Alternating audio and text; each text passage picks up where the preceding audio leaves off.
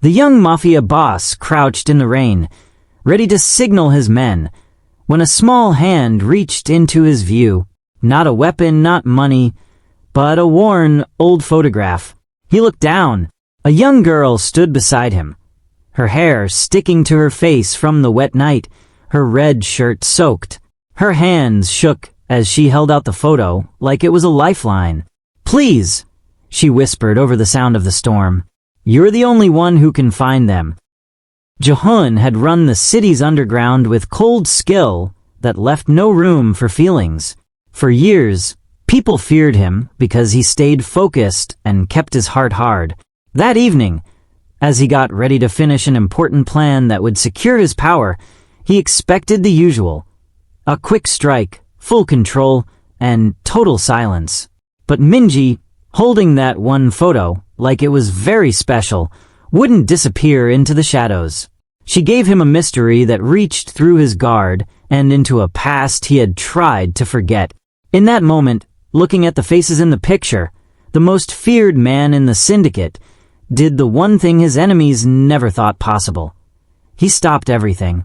If you believe that even the hardest hearts can be moved by the smallest voices, hit that like button and subscribe. Now, let's step into the cold streets of the East Side where it all began. The rain in Seoul didn't just fall.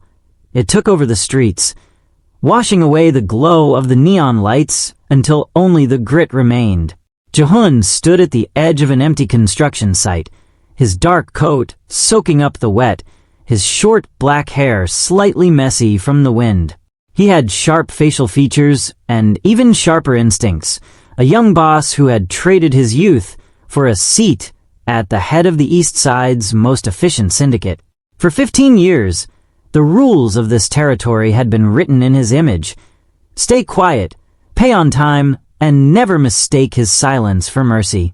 Tonight was supposed to be the everything moment, the final operation that would erase his rivals and secure a legacy built on cold-blooded skill. His men were already in position, shadows among shadows, their hands near their jackets as they waited for his signal. Jehun looked at his watch, his face serious and focused. He had spent months planning this move, cutting away all feelings to make sure the syndicate stayed in full control. In his world, being numb to emotions wasn't just a trait, it was a way to survive. He believed he was completely alone, a predator who had forgotten the warmth of a home or the sound of a familiar name. The air smelled of wet concrete and idling engines. Jehun's reputation as a criminal businessman was at its peak. He was the ultimate bad guy, the person the neighborhood feared and the police couldn't touch. He was seconds away from giving the order that would change the city's power forever. Every detail was controlled, every exit blocked, and every man ready to strike with deadly precision. But as Jehun leaned forward to give the command, the usual rhythm of the underworld broke. A small, shaking figure came out of the rain, a young girl named Minji, her wet hair stuck to her face and her red top standing out like a warning against the gray night.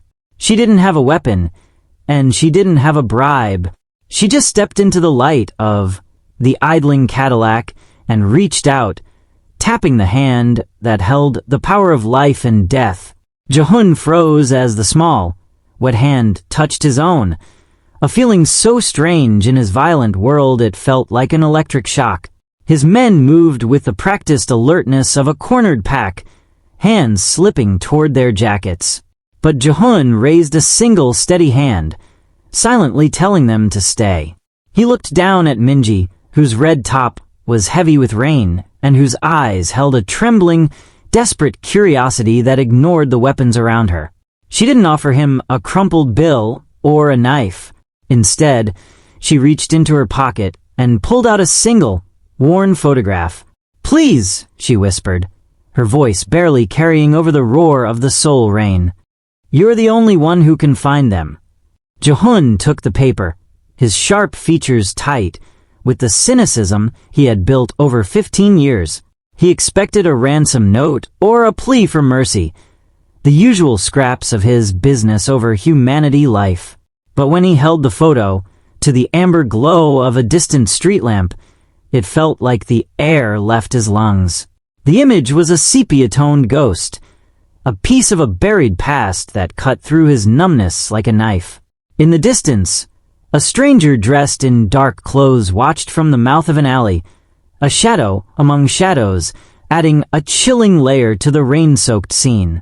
The stranger stayed still, silently witnessing the moment the most feared man in the city began to crack. Jehun's focus shifted from the operation he was about to finish to the small, anxious girl at his feet. Minji looked at him with steady hope, her shoes worn thin against the gravel, unaware that she had just placed a paper shield between her family and the syndicate's wrath. The ultimate bad guy stared at the girl, then back at the photo, and for the first time in a decade, the hard rules of the East Side didn't seem to matter at all.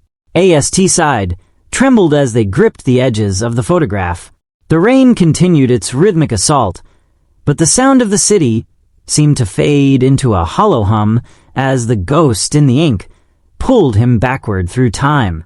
From a decade of enforcing the iron rules of the East Side, trembled as they gripped the edges of the photograph.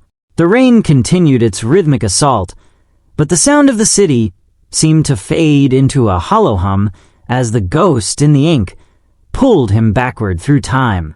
It wasn't just a picture, it was a pattern interrupt that shattered his carefully maintained emotional numbness. In the sepia-toned frame, a much younger woman smiled, her eyes mirroring the same anxious curiosity now staring up at him from Minji's face. The transition from a cold-blooded criminal businessman to a haunted man happened in the space between heartbeats. A jagged memory surfaced. A small apartment in a neighborhood far less cruel than this one, the scent of home, and a sister he had been forced to leave behind when the underworld claimed him. He realized with a jolt of ice in his chest that the woman in the photo was the bloodline he thought had been erased. Minji wasn't just a stranger with a request. She was the living evidence of a family he had forgotten in his pursuit of power. His intense and focused expression, usually reserved for finalizing a violent hit, fractured into something raw and vulnerable. He looked from the weathered paper to the young girl with wet hair and a red top, seeing for the first time the familial resemblance he had been blind to moments ago. The ultimate bad guy was no longer looking at a complication or a witness, but at his own flesh and blood. The realization that his current operation, the very deal he was about to close, involved the people in this photograph, created an ethical paradox that made his blood run cold. He had spent 15 years building a reputation on being a man who never looked back, but as the mysterious stranger watched from the shadows, Jehun knew he could no longer move forward with the life he had chosen. The photograph was still wet in Jehun's hand, a paper shield that had cut through 15 years of cold-blooded training. He looked at Minji, then back at the ghost in the ink, and the moral weight of his mission suddenly felt unbearable.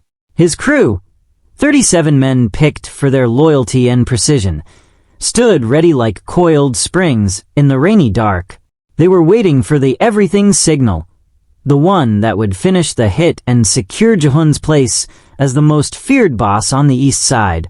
Instead, Jehun reached for his radio, his usually intense face showing a flicker of vulnerability his men had never seen. "All teams!" Jehun's voice crackled through the earpiece, steady but carrying a strange weight. "Operation is cancelled. Abort. Pull back immediately."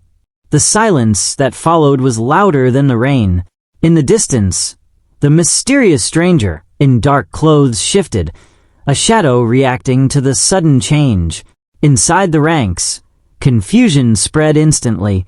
These were men who lived by the iron rule, where business always came before feelings. Hojin and the other lieutenants exchanged sharp, confused looks, hands still near their jackets. Canceling a hit of this size was unheard of. It was a pattern interrupt that shook the very foundation of the syndicate's reputation. "Boss!" Hojin's voice came through the comms, tight with disbelief and tension. "We're in position. The target is in sight. If we pull back now, the Koslovs will think we've gone soft. We lose everything." Jehun didn't blink.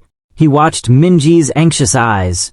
Her wet hair stuck to her face as she waited for the ultimate bad guy to decide her fate. He realized the stakes were no longer about territory or respect, but about the life of the innocent girl in front of him. "I said abort," Jehun repeated, his voice low and sharp, allowing no argument. "Clear the area. Anyone who stays behind is no longer part of this crew. I'm handling this personally." Shock ran through the warehouse district as the syndicate began a confused, ragged retreat. Jehun ignored the radio chatter and the judging stares of his retreating men. He knelt to Minji's level, the photograph safely tucked into his dark coat. The criminal businessman was gone, replaced by a man who had finally remembered the struggles of his own past. The heavy silence, after the order to abort, was broken only by the splash of tires on the flooded streets. Jehun reached out, his hand no longer a weapon of the syndicate, but a steady guide, and gently led Minji toward the idling black sedan. He felt the eyes of the mysterious stranger on them from the alley, a silent witness to this sudden change from power to protection. Once inside the quiet car, Jehun's sharp focus softened as he looked at the girl, her red top plastered to her small frame from the cold rain. He handed her a dry cloth from the console, watching as she clutched it with the same anxious curiosity she had shown when holding the photograph. "Tell me," Jehun said, his voice losing the sharp edge of a Mafia boss and taking on a quiet, serious tone. "Who are you running from, Minji?" Through shivering breaths, she told the story. A tale of bad men who didn't follow the East Side's iron rules. These weren't rival gang members or soldiers in a territory war. They were predators who had come after her family over a debt she didn't understand. She spoke of a white van with no windows and men with shadows in their eyes, who promised that if she told the police, her family wouldn't come home. Jehun felt a cold, familiar anger in his stomach, realizing that the everything he had almost carried out would have been a deal with the very monsters she was describing. The stakes had shifted from reputation and profit to a single desperate life. As they drove deeper into the city's maze, the city was a maze of neon lights and wet streets, a place where Jehun had spent 15 years perfecting the hunt. Now, those same sharp skills were turned against the very predators he had once ignored. He drove the black sedan into a narrow, dark alley, the brick walls closing in like the ribs of a giant beast. Minji sat small and quiet in the passenger seat, her red top standing out against the dark gloom. Jehun reached into his coat, his sharp face lit by the green glow of his tactical radio. He wasn't just a criminal businessman anymore. He was a ghost moving through the shadows of the alley. In the distance, the low hum of a white van with no windows vibrated through the damp air. Jehun's focused expression didn't change. He knew this routine, the slow, careful crawl of men who thought they were the only monsters in the dark. He stepped out of the car, moving silently and smoothly, making the mysterious stranger in the distance look like an amateur. Using the tense atmosphere of the maze-like streets to his advantage, Jehun stopped the first scout before the man could reach for a radio. It was a pattern interrupt of the most violent kind, fast, quiet, and complete. He moved from shadow to shadow, his old numbness replaced by a strong, protective instinct. He wasn't fighting for territory or respect tonight. He was fighting for the ghost in the ink and the girl who carried it. One by one, the bad men ran into a man who knew every shortcut and blind spot in the district. By the time he reached the center of the alley, the hunters had become the hunted, trapped in Jehun's carefully planned snare. He stood in the rain, a silent guardian between the predators and the child, showing that even a boss who had seen every kind of evil could still find a reason to protect someone. The container yard by the river was full of rusted steel and broken dreams, the perfect place for a final fight. Jehun stood in the middle of the rain, his dark coat heavy and wet, a living blade between Minji and the world that had tried to destroy her. Across the narrow space between the shipping containers stood his old life. Not just the bad men who had hunted the girl, but the lieutenants who had once called him boss. The air felt heavy and tense, like a slow march toward the final cancellation of the man he used to be. "You're throwing it all away, Jehun," a voice called from the shadows, full of the cynicism of the East Side. "For a ghost and a girl who doesn't even know your name?" Jehun's focused expression didn't change, even as the mysterious stranger watched from the edge of the yard. He thought of the ghost in the ink pressed to his chest, and the way Minji had looked at him with pure, steady hope.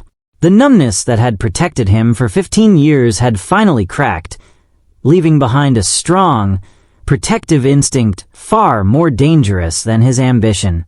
He realized that the stakes were no longer about territory or respect. They were about the bloodline he had almost let die. When the first move came, Jehun met it with precise skill, leaving no room for mistakes. He moved through the container yard not as a criminal businessman, but as a guardian of the innocent, using his deep knowledge of the underworld to take it apart from the inside. He ignored every offer to split the profit, his silence the only answer the predators deserved. By the time the final fight in the shadows ended, the threat to Minji's family was gone. Jehun stood alone in the rain, the most dangerous. The neon lights of Seoul now felt different, not like danger, but like markers leading to a quiet, forgotten apartment complex on the edge of the district. Jehun drove with hands that had spent the night taking apart his own empire, yet he steered gently as Minji slept fitfully in the passenger seat. When they arrived, the rain had slowed to a soft drizzle, washing away the copper smell of the container yard. He didn't just leave her at the curb. The criminal businessman, who once saw children as complications, now walked her to the door, his dark coat shielding her from the chill. Inside the small, dim hallway, the air smelled of lavender and old paper, a sharp contrast to the grit of the East Side. Minji's mother was there, her face frozen with fear that melted into relief when she saw her daughter. Jehun stayed back, a shadow in the doorway, watching the reunion with a focused expression that showed no trace of his old coldness. He reached into his pocket and pulled out the photograph, the ghost in the ink that had changed the course of his life. As he handed it back to Minji, his fingers touched the paper he had almost let the world destroy. "Your payment is settled," he said, his voice low and serious in the emotional room. He knew that while the bad men were gone, the world would always have its shadows. Before leaving, he pulled a simple black business card from his pocket. No name, no title, just a single direct number in silver. He placed it in Minji's hand, closing her small fingers over it. "If anyone ever makes you feel small again, or if the shadows get too loud, you call this number. Day or night, I will answer." As the rain in Seoul still carried the taste of neon and grit, but for Jehun, the bitterness had turned into a quiet, watchful peace. Years had passed since the night he chose to cancel everything, and the sharp features of the young Mafia boss were now weathered lines of a man living beyond the syndicate's shadow. He stood at the edge of a busy university plaza, his dark coat pulled tight against the familiar autumn chill, looking every bit the neighborhood protector he had become. In his pocket, his fingers traced the edges of the original sepia photograph, the ghost in the ink that had changed his life. Across the square, a young woman moved with confidence, showing she had overcome her past. Minji was no longer the trembling girl in the wet red top. She was successful, a teacher walking among her students with the same pure hope that had once stopped a criminal empire. Ji-hoon watched her quietly, a silent guardian who never asked for thanks. He saw her laugh, a sound that marked his transformation from a cold-blooded businessman to a man who finally understood the value of a single life. The ultimate bad guy had disappeared from the East Side's history, replaced by a ghost who made sure no bad men ever touched Minji's world again. He looked at the photo one last time, a reminder that a $5 hope had outweighed a $1 million empire. As Minji disappeared into the crowd, Ji-hoon turned away, the guardian's photo safely against his heart. He had spent 15 years building a kingdom of fear, but he would spend the rest of his life protecting the one person who taught him how to be human. This story reminds us that no matter how deeply someone tries to bury their past or hide behind strict rules and a cold heart, their humanity is never truly lost. Sometimes it only takes a single moment, like finding an old childhood photograph, to break through years of emotional walls and change everything in an instant. Real change often starts with the smallest, quietest, or most anxious person in the room.